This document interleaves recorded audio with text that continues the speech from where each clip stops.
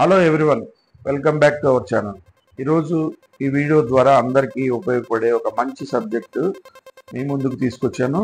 ఎల్ఐసిలో ఒక మంచి ఇన్వెస్ట్మెంట్ గురించి తెలుసుకునే ప్రయత్నం చేద్దాం. ముఖ్యంగా ఈరోజు మ్యూచువల్ ఫండ్ అండ్ యూలిప్స్ గురించి తెలుసుకుందాం. అది మీకు చెప్పడం ద్వారా ఒక మంచి విషయం మీకు అర్థం అవ్వాలనే ఉద్దేశంతో చేస్తున్నాను. అంటే ULIP different from mutual fund. అంటే మ్యూచువల్ ఫండ్ కన్నా డిఫరెంట్ ఏంటి అనేది ఒక చిన్న కంపారిజన్ చెప్తాను మీకు. దాన్ని బట్టి మీకు అర్థమవుతుంది. ఆ తర్వాత మీకు మీకు దాంట్లో యూనిక్ బయింగ్ పాయింట్స్ చెప్తాను. అంటే ఎందుకు మనం యూలిప్ తీసుకోవాలి అనేది మీకు చెప్తాను. మ్యూచువల్ ఫండ్లో ఒక 2 పాయింట్స్ ఉన్నాయి, వీక్నెస్ ఉన్నాయి, 2 వీక్నెస్ పాయింట్స్ ఉన్నాయి. అవి మీకు లాస్ట్లో కవర్ చేస్తాను. ఈ రెండింటికి కంపారిజన్ కూడా మీకు తెలుస్తుంది. తద్వారా మీరు ఒక సరైన నిర్ణయం తీసుకోవడానికి మీకు సహకరిస్తుందని భావిస్తున్నాను. ముందుగా యూలిప్ అనేది it is an insurance policy with an investment component. అంటే దీంట్లో ఇన్సూరెన్స్ పాలసీ సంబంధించిన కాంపోనెంట్ ఉంటుంది, ప్లస్ ఇన్వెస్ట్మెంట్ కాంపోనెంట్ ఉంటుంది. మ్యూచువల్ ఫండ్ వచ్చేసి ప్యూర్లీ అన్ ఇన్వెస్ట్మెంట్ ప్రోడక్ట్ అనమాట. ఇది మెయిన్గా డిఫరెన్స్ రెండింటికి. ఆ తర్వాత వచ్చేసి దీనికి యూలిప్లో వచ్చేసి మ్యాండేటరీగా ఉంటుంది లాక్ ఇన్ పీరియడ్ అనేది. అది ఎంత ఏంటి అనేది చెప్తాను తర్వాత. ఇక్కడ మ్యూచువల్ ఫండ్లో మీకు may or may not have any lock in ఏమి ఉండకపోవచ్చు. తర్వాత వచ్చేసి ప్రీమియం పేమెంట్ రిక్వైర్డ్, అంటే మీరు రెగ్యులర్గా పేమెంట్ అనేది చేస్తూ ఉండాలి. ఇక్కడ రెగ్యులర్ పేమెంట్ ఇన్విజిబుల్ చాయిస్ అనమాట, కంపల్షన్ అనేది ఉండదు. ఇది మెయిన్గా డిఫరెన్స్ మ్యూచువల్ ఫండ్కి యూలిప్కి ఉన్న మెయిన్గా మీకు డిఫరెన్స్ చెప్పాను. ఇప్పుడు మీకు యాక్చువల్గా యూలిప్స్లో మీకు ఎందుకు మీరు చేయొచ్చు, మ్యూచువల్ ఫండ్లో ఎందుకు చేయొచ్చు, ఈ రెండింటికి డిఫరెన్స్ మీరు తెలుసుకున్నారంటే మీకు సరైన నిర్ణయం తీసుకునే అవకాశం ఉంటుంది.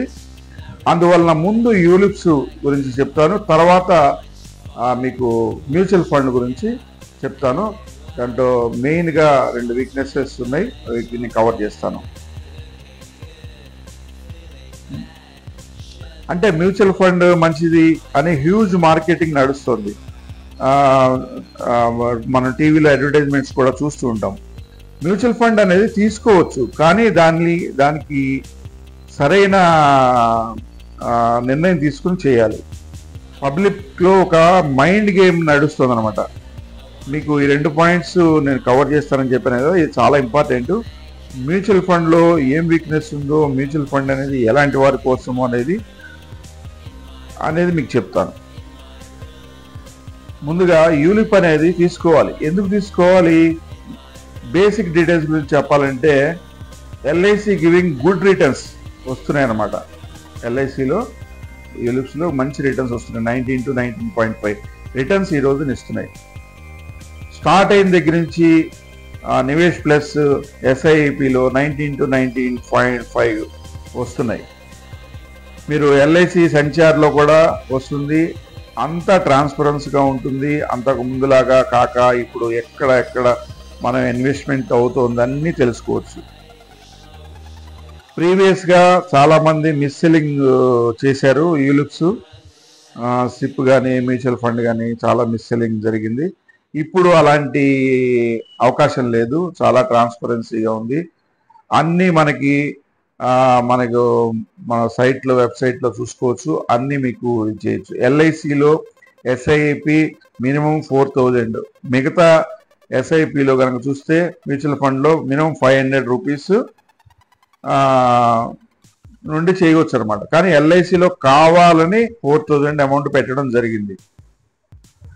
యూలిప్స్లో కనుక మనం చూసుకుంటే ముఖ్యంగా 5 ఫండ్స్ ఉన్నాయి: bond fund, secured fund, growth fund, balanced fund, policy discontinued fund.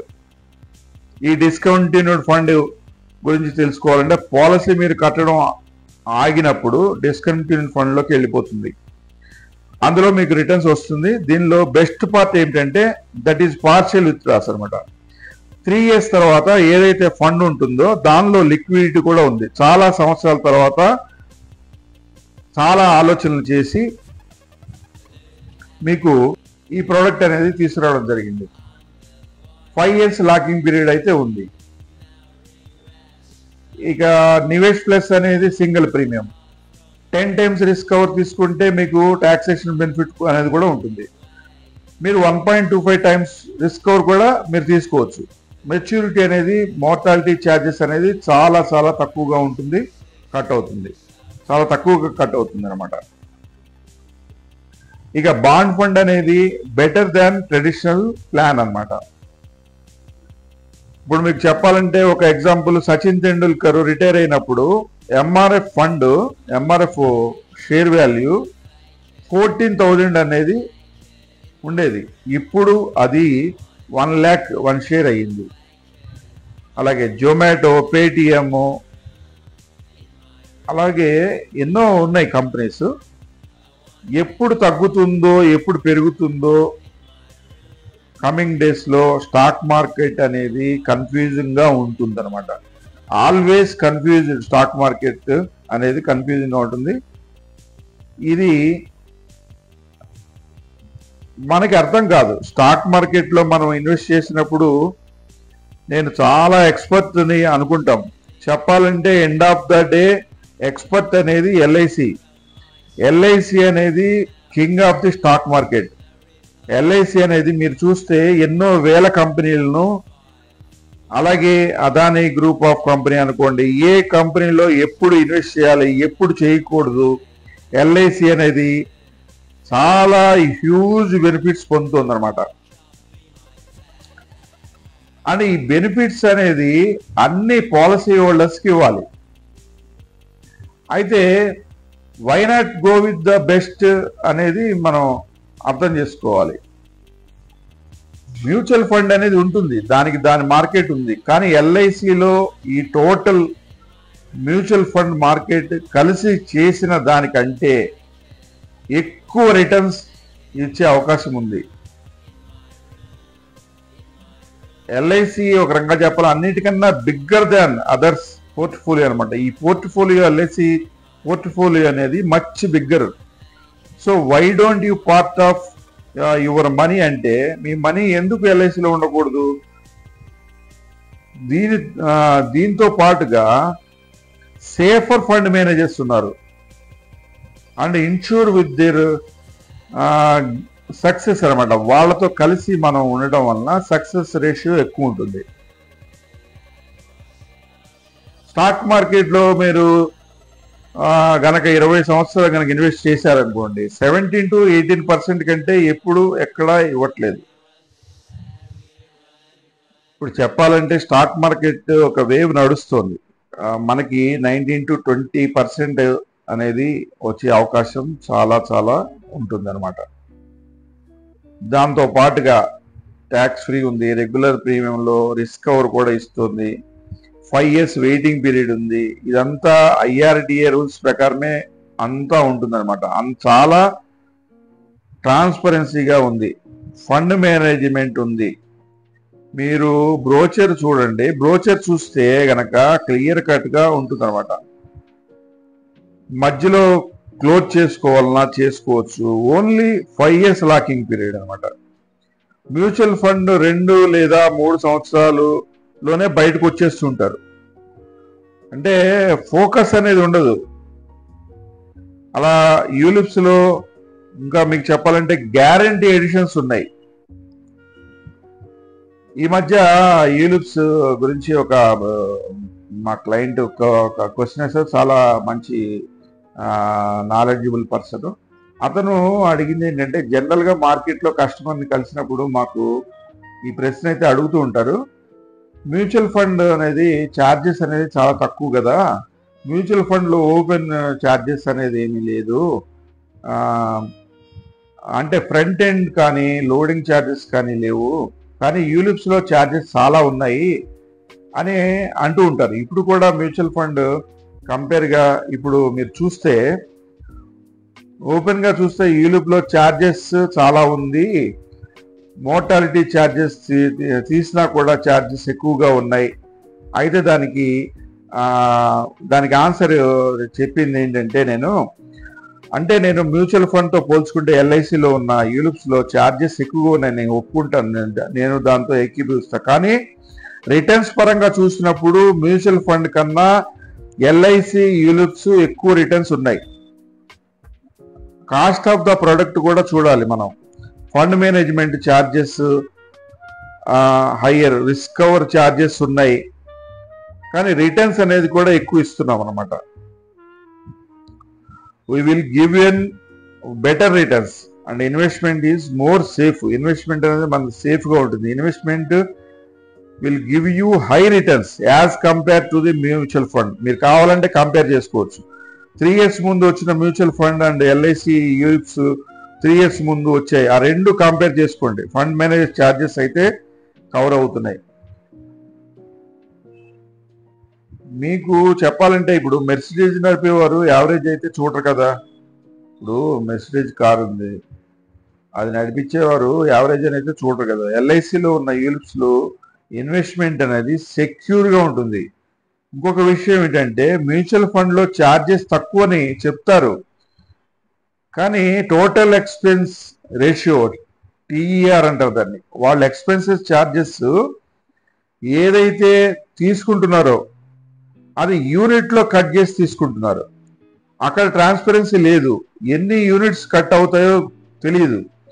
కానీ ఈ మధ్య గవర్నమెంట్ కూడా చాలా చేంజెస్ మ్యూచువల్ ఫండ్లో తీసుకుని రావచ్చు. గవర్నమెంట్ కూడా ఏం జరుగుతుందో కస్టమర్కి తెలియదు, కానీ ఎల్ఐసిలో యూలిప్స్ చాలా ట్రాన్స్పరెన్సీగా ఉంది. ఇన్ఫ్యాక్ట్ మ్యూచువల్ ఫండ్లో GST, STP, fund management charges చిన్నగానే ఉన్నా కూడా చాలా భాగం కట్ అవుతాయి. ఇప్పుడు మీరు 2% ఛార్జెస్ అనుకుని కూడా it will be an huge amount అనమాట. మ్యూచువల్ ఫండ్ కంపెనీలో అన్నీ ఉన్నాయంటే ఎంత కంపెనీస్, ఇప్పుడు ఎన్ని ఉన్నాయి మీకు మ్యూచువల్ ఫండ్స్లో? చాలా ఉన్నాయి. మ్యూచువల్ ఫండ్ కంపెనీస్ అనేది చాలా ఉన్నాయి. ఇన్ని ఉన్నాయంటే ఎంత బెనిఫిట్ పొందుతున్నాయో మీరు అర్థం చేసుకోవచ్చు. మ్యూచువల్ ఫండ్ కంపెనీస్ మీరు కూడా స్టడీ చేయండి. ఇంకా చెప్పాలంటే మ్యూచువల్ ఫండ్లో స్కీమ్గా చెప్తారు, కానీ ఎవరు కూడా 4 years కన్నా ఎక్కువ కాలం ఉండరు. కానీ 10 years పైన మ్యూచువల్ ఫండ్లో ఉన్నవారు ఎవరు కనబడరు. ఇక యూలిప్స్ విషయానికి వస్తే మీరు ఆన్లైన్ స్విచ్చింగ్ కూడా ఉన్నది, ఒక పవర్ఫుల్ ప్రొడక్ట్స్ ఉన్నాయి, better than mutual fund. After 5 years యూలిప్స్లో యూ కెన్ గెట్ అవుట్. మార్కెట్లో షార్ట్ టర్మ్ కావాలి, మార్కెట్ రిస్క్ కూడా కావాలి అనుకునే వారికి ఎల్ఐసి ద్వారా ఒక పవర్ఫుల్ ప్రొడక్ట్ ఉన్నాయి. ఇది మీకు బెటర్ దాన్ మ్యూచువల్ ఫండ్గా ఉంది. అది ఈరోజు మీకు కొంత షార్ట్గా చెప్తాను. అయితే అంటే పబ్లిక్ డిమాండ్ కూడా ఉన్నది, అంటే చాలా మంది క్లయింట్స్ కూడా అడుగుతున్నారు కాబట్టి నేను ఈరోజు ఈ సబ్జెక్ట్ తీసుకోవడం జరిగింది. మీకు ఏదైనా ఇన్ఫర్మేషన్ కావాలంటే నన్ను కామెంట్ చేయండి, నేను మెసేజ్ చేస్తాను. అలాగే మెసేజ్ చేయొచ్చు, కామెంట్ చేయండి, లేకుంటే నా నెంబర్ 9948092504. ఇప్పుడు మీకు ఈ మ్యూచువల్ ఫండ్లో 2 పాయింట్స్ అనేది నేను జెన్యూన్గా చెప్తున్నాను. మ్యూచువల్ ఫండ్లో ఇన్వెస్ట్మెంట్ చేసిన వారికి అయితే గవర్నమెంట్ కొన్ని చేంజెస్ తీసుకొచ్చింది. ఈ మ్యూచువల్ ఫండ్ చేసిన వారికి డ్రాస్టికల్గా లాస్ కావద్దనే ఉద్దేశంతో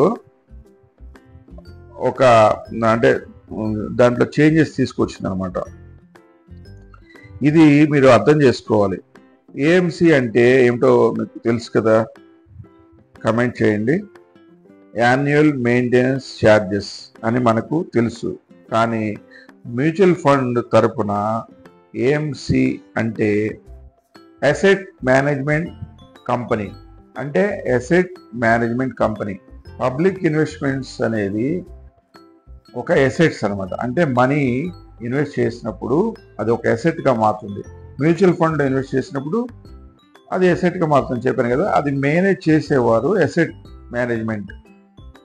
అయితే మ్యూచువల్ ఫండ్ ఏం చేస్తుంది, పబ్లిక్ ఇన్వెస్ట్మెంట్స్ అనేది జమ చేసుకుంటుంది అన్నమాట. అది మార్కెట్లో ఇన్వెస్ట్ చేస్తూ ఉంటుంది. లాభం వస్తే లాభం, నష్టం వస్తే నష్టం అనేది పంచుతుంది. అయితే ఈ mutual fund companies, asset management companies, insurance కంపెనీస్కి ఐఆర్డిఏ ఎలా ఉంటుందో ఈ అసెట్ మేనేజ్మెంట్ కంపెనీస్కి అలా యాంఫీ ఉంటుంది. అంటే associate of mutual fund of India అన్నమాట. Association of mutual funds of India. అలాగే SEBI, securities exchange board of India. ఈ రెండు కూడా మ్యూచువల్ ఫండ్ కంపెనీస్ని కంట్రోల్ చేస్తూ ఉంటాయి. అయితే వీళ్ళు పబ్లిక్ నష్టం జరగకుండా ఒక రూల్ అనేది పెట్టడం జరిగింది. ఒక రూల్ ఏమిటంటే, ఒక అసెట్ మేనేజ్మెంట్ కంపెనీ పబ్లిక్ నుండి అమౌంట్స్ తీసుకొని మార్కెట్లో ఇన్వెస్ట్ చేస్తుంది. ఒక అసెట్ మేనేజ్మెంట్ కంపెనీ పబ్లిక్ నుండి అమౌంట్స్ తీసుకొని మార్కెట్లో ఇన్వెస్ట్ చేస్తుంది. మార్కెట్లో ఒకే కంపెనీలో పెట్టకుండా చాలా కంపెనీస్లో ఇన్వెస్ట్ చేయాల్సి ఉంటుంది. ఇక based on suppose pharma company fund అయితే ఫార్మాలో ఇన్వెస్ట్ చేస్తారు. ఎఫ్ఎంసీజీ ఫండ్ అయితే ఎఫ్ఎంసీజీలో చేస్తారు. జనరల్ కంపెనీ అయితే జనరల్ కంపెనీస్లో చేస్తారు. అయితే ఒక ఎగ్జాంపుల్గా తీసుకుంటే, మీరు ఒక ఫండ్ మేనేజర్ అనుకోండి. అయితే నాకు ఒక కంపెనీ ఉంది, మీరు నా ఫ్రెండ్. అయితే మీరు ఒక ఫండ్ మేనేజరు, మీ దగ్గరికి పబ్లిక్ ఫండ్ వచ్చింది. మీకు కంపెనీ ఉంది, మీ దగ్గర పబ్లిక్ ఇన్వెస్ట్ చేసింది, మీ దగ్గర పబ్లిక్ ఫండ్ వచ్చింది. నాగరాజ్ శర్మ కంపెనీలో ఇన్వెస్ట్ చేస్తాను. ఓకే, నేను ఆయన కంపెనీలో ఇన్వెస్ట్ చేస్తాను, మీకు నాకు బాండింగ్ ఉంది కాబట్టి అలా అనుకున్నాను. మీరు ఇన్వెస్ట్ చేశారు, అలా అవ్వచ్చు కదా, అయ్యే అవకాశం ఉంటుంది కదా. అయితే గవర్నమెంట్ ఏం చేసింది, రిస్ట్రిక్షన్స్ పెట్టింది. ఈ ఫండ్ మేనేజర్ కంపెనీస్ వారు ఒక కంపెనీలో ఇంత పర్సెంటేజ్ కంటే ఎక్కువ ఇన్వెస్ట్ చేయకూడదు. ఒక ఫండ్ మేనేజరు ఏదైతే ఫండ్స్ ఉంటాయో తన వచ్చిన కంపెనీ పబ్లిక్ ఫండ్ ఇంత పర్సెంటేజ్ కంటే ఎక్కువ ఇన్వెస్ట్ చేయకూడదు, చేయలేరు అనమాట. ఎగ్జాంపుల్, 100 రూపాయల ఫండ్ వచ్చింది, దానిలో 10% కంటే ఎక్కువ చేయలేరు అనమాట. అంటే మీరు 100 కోట్లు ఫండ్ ఉంటే మీ కంపెనీలో, దానిలో మీరు 10 crores కన్నా ఎక్కువ ఇన్వెస్ట్ చేయలేరు. ఈ విషయం చాలా తక్కువ మంది మాత్రమే తెలుసు. ఇది మీరు అర్థం చేసుకోవాలి. ఈ మ్యూచువల్ ఫండ్ మేనేజర్స్ అంటే ఈ కంపెనీ ఓనర్స్ని కలుస్తూ ఉంటారు. ఈ కంపెనీ రికార్డ్ స్టడీ చేస్తారు, అలాగే బ్యాలెన్స్ షీట్ స్టడీ చేస్తారు. మొత్తం నాలెడ్జ్ ఉంటుంది. ఈ కంపెనీలో ఇన్వెస్ట్ చేద్దాము, ఈ కంపెనీ ఫ్యూచర్ చాలా బాగుంది, చాలా గ్రోత్ వస్తుంది అనుకుంటారు. ఫర్ ఎగ్జాంపుల్, హెచ్డిఎఫ్సి బ్యాంక్ ఉంది. అయితే హెచ్డిఎఫ్సి బ్యాంక్ చాలా బాగుంది, చాలా ప్రాఫిట్స్ వస్తాయి. యాజ్ ఏ ఫండ్ మేనేజర్గా పర్సనల్గా అనిపించి, అంటే ఆ ఫండ్ మేనేజర్కి పర్సనల్గా అనిపించి 100 రూపాయలు వచ్చింది, 50 రూపీస్ వేయాలి అనిపించి, ఎందుకంటే గ్రోత్ బాగుంది, ఖచ్చితంగా దీనిలో ఇన్వెస్ట్ ఉంటే గనక ఇన్వెస్ట్ చేస్తే గనక 10% మాత్రమే ఇన్వెస్ట్ చేయగలరు అనమాట. ఖచ్చితంగా ఇది పాటించాలి. ఇది ఒక పెద్ద డ్రాబ్యాక్ అనమాట. ఆ ఫండ్ మేనేజర్కి తెలుసు కంపెనీస్లో చాలా మంచి కంపెనీ, అలాగే ఈ కంపెనీ ఫ్యూచర్ బాగుంది. హెచ్డిఎఫ్సి అని చెప్పాను కదా, హెచ్డిఎఫ్సి అని ఒక ఎగ్జాంపుల్. మీరు 100 కోట్లు వచ్చినా కూడా దాంట్లో 50 crores కూడా చేయాలనుకున్నా మీరు చేయలేరు అనమాట. ఆ కంపెనీ, అలాగే ఆ కంపెనీ ఫ్యూచర్ బాగుంది అనుకున్నా, ఇందులో చాలా ప్రాఫిట్స్ వస్తాయి అనుకున్నా అని భావించినా కూడా ఒక ఫండ్ మేనేజర్ ఒక కంపెనీలో 10% కంటే ఎక్కువ ఫండింగ్ చేయలేరు. ఇది మీరు అర్థం చేసుకోవాలి.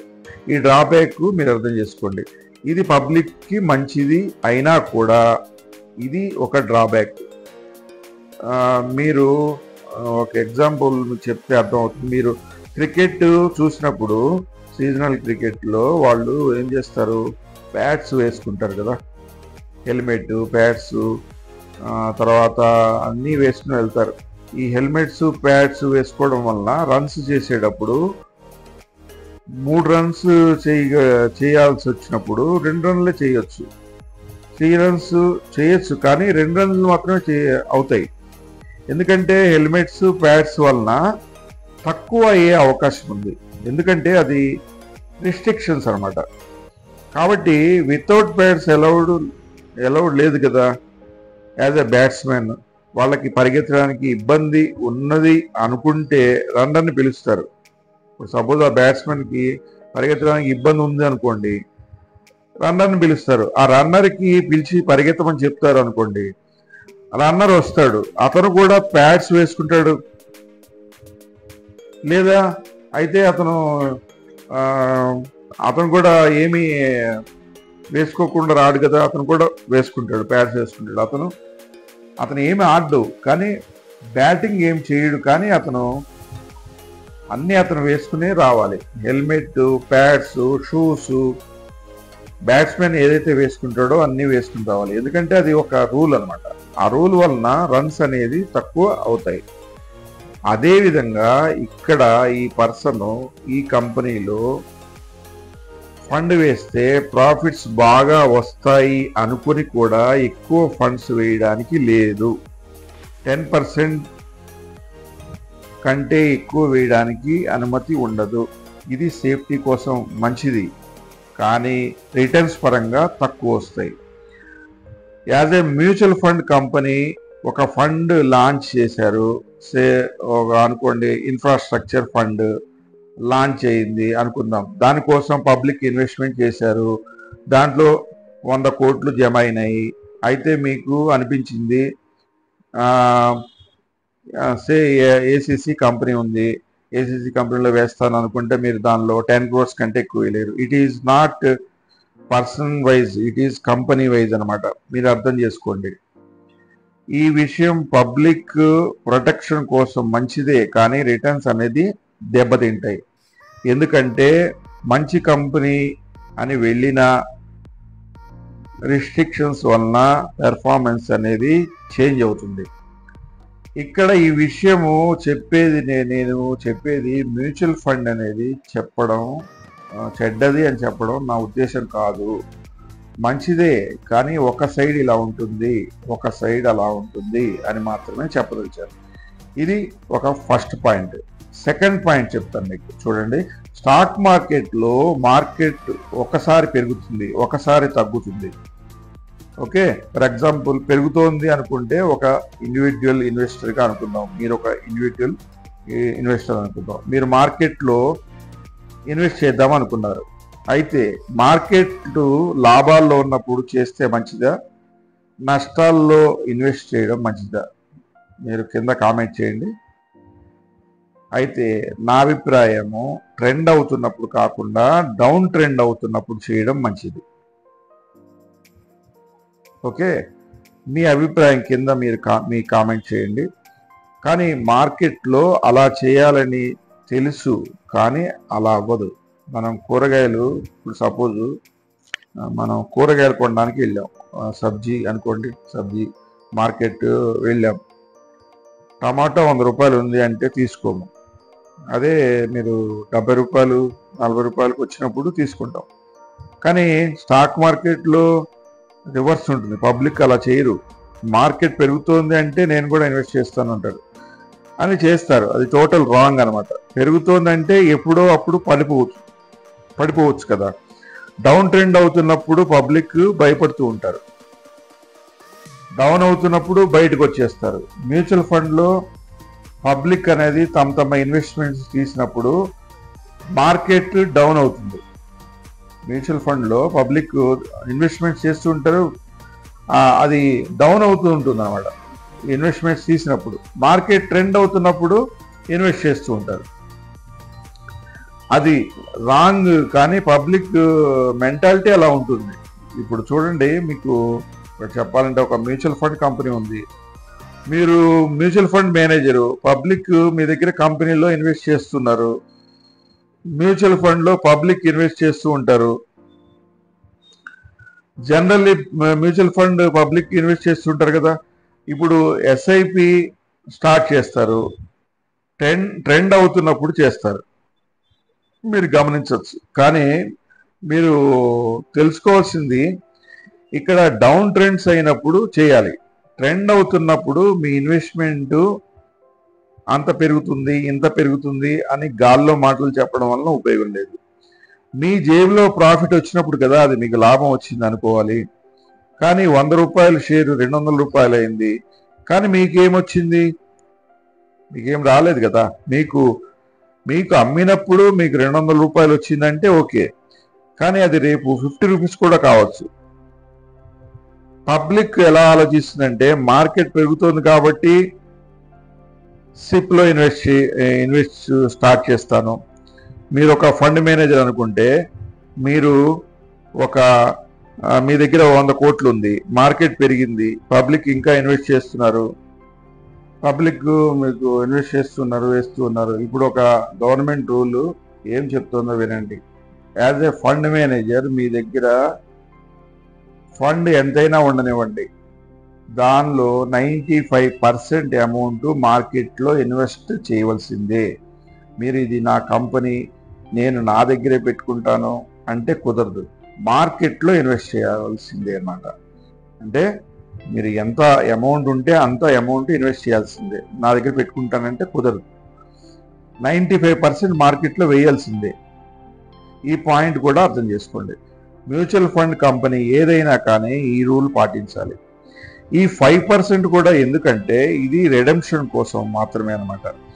ఒకవేళ పబ్లిక్లో ఒకరు నేను నా అమౌంట్ తీసుకుంటాను అని కోరుకున్నప్పుడు ఇది 5% రిడెంప్షన్ కోసం కంపెనీ దగ్గర ఉంటుంది. ఈ రూల్ ఎందుకంటే ఒకవేళ వీరు 15%, 20% వీళ్ళ దగ్గర ఉంచుకుంటే పబ్లిక్ నష్టం అవుతుంది. పబ్లిక్ నీ దగ్గర ఇన్వెస్ట్ ఎందుకు చేస్తుంది? ఇన్వెస్ట్మెంట్ చేయడానికి, మీ జేబులో మ్యూచువల్ ఫండ్స్ పెట్టుకోవడానికి కాదు కదా. అయితే గవర్నమెంట్ ఏం చెప్తుందంటే మీ దగ్గర అమౌంట్ ఎంత అయితే ఉందో దానిలో 95% మార్కెట్లో వెళ్ళాలి.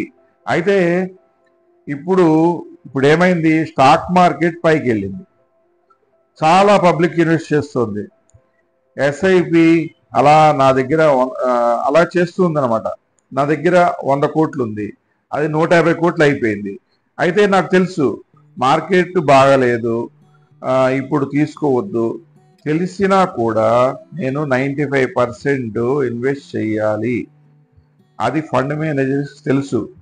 మార్కెట్లో ఇప్పుడు మంచిది కాదు, రేట్ చాలా హై ఉంది, అయినా కూడా మార్కెట్లో ఇన్వెస్ట్ చేయక తప్పని పరిస్థితి. ఎందుకంటే మీ దగ్గర ఉంచుకోవడానికి వీల్లేదు.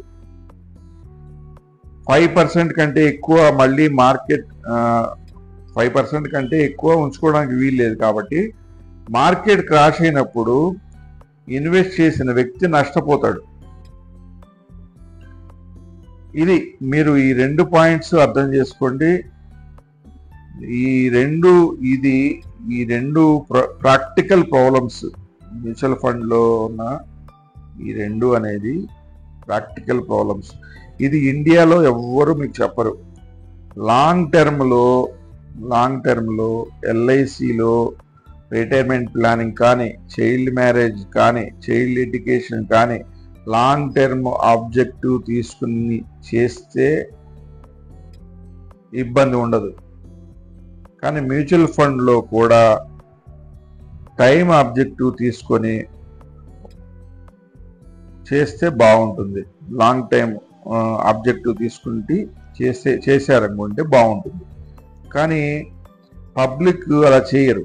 ఇండియాలో average age of SIP 4 years అనమాట. అంటే మ్యూచువల్ ఫండ్లో ఇన్వెస్ట్ చేసిన వాళ్ళు మీరు చూడండి, మీరు ఇది రీసెర్చ్ చెప్తోంది, నేను చెప్పేది కాదు. మీరు గూగుల్లో కూడా చూడొచ్చు. మీరు గూగుల్ సెర్చ్లో కొట్టండి average age SIP average age మీద కొట్టండి, యావరేజ్ ఏజ్ ఆఫ్ ఎస్ఐపి అని కొట్టండి. 4 years, 4 సంవత్సరాల్లో దాన్ని ఏదో ఒక అవసరాల కోసం తీసుకుంటారు. 100 రూపాయలు 200 అయింది అంటే కొత్త టీవీ లేదా కొత్త ఫ్రిడ్జ్ వచ్చింది అలా తీసుకుంటారు. ఒకసారి ₹100 ₹50 అయిందని ఓకే 50 రూపీస్ అన్న చేతికి వస్తుంది కదా అని అప్పుడు అలాగే తీసుకుంటారు. మార్కెట్లో ఈ రెండు ఎమోషన్స్ ఉన్నాయి. అంటే ఫియర్ ఉంది, గ్రీడ్ ఉంది. ఒక మనిషి లాజికల్గా కాకుండా ఎమోషన్గా ఆలోచిస్తాడు. అతనికి భయం వేసినప్పుడు ఒకలాగా, అతనికి ఆశ పుట్టినప్పుడు ఒకలాగా ఉంటుంది. ఇది సత్యం అనమాట. చివరిగా నేను చెప్పేది మీరు గుర్తుంచుకోవాల్సింది, తెలుసుకోవాల్సింది మనీ అనేది లాంగ్ టర్మ్లోనే వస్తాయి. స్టాక్ మార్కెట్ కావచ్చు, మ్యూచువల్ ఫండ్ కావచ్చు, ఎల్ఐసి కావచ్చు. ఇప్పుడు ఎల్ఐసిలో 20 సంవత్సరాలు అంటే 20 సంవత్సరాలు కడతారు, అమౌంట్ కనిపిస్తుంది. పబ్లిక్ షార్ట్ టర్మ్లో కావాలి అంటూ ఉంటారు, కానీ షార్ట్ టర్మ్లో ఏమీ మీకు కనపడదు, లాంగ్ టర్మ్లోనే కనిపిస్తుంది. ఒక వ్యక్తి పొద్దున పనికి వెళ్తాడు, సాయంత్రానికి డబ్బు కావాలి. ఓకే, చాలా మంది నెలంతా పనిచేస్తారు, నెలాఖరులో డబ్బు తీసుకునే వారికి తేడా ఉంది కదా. రోజు పనిచేసి సాయంత్రానికి తీసుకునే వాడికి, నెలంతా పనిచేసి నెలాఖరులో తీసుకునే వాడికి తేడా ఉంది కదా. ఎందుకంటే ఒక నెల వెయిట్ చేశాడు. ఎవరైతే ఎక్కువ కాలం ఇన్వెస్ట్ చేస్తారో, ఎవరైతే ఎక్కువ కాలం వెయిట్ చేస్తారో అంత ఎక్కువ డబ్బు వస్తుంది. ఓకే ఫ్రెండ్స్, మీ అందరికీ ఈ 2 పాయింట్స్ షేర్ చేద్దామని అనుకుని నేను కొంత షేర్ చేయాలనిపించి చేశాను. మీకు అర్థమైంది, మీకు అర్థం అవ్వాలనే ఉద్దేశంతో కొంచెం వివరంగా కొంచెం లాంగ్ వీడియో అనిపించింది. ఆఖరిగా నేను చెప్పేది, మీరు విషయాలు అండర్స్టాండింగ్ చేసుకొని మీరు ఒక మంచి ఇన్వెస్ట్మెంట్ ఎంచుకోవాల్సిందిగా కోరుతున్నాను. మీరు నన్ను సంప్రదించాలనుకుంటే 9948092504కి మెసేజ్ మాత్రమే చేయండి. వాట్సాప్ లేదా మెసేజ్ మాత్రమే చేయండి. ధన్యవాదాలు.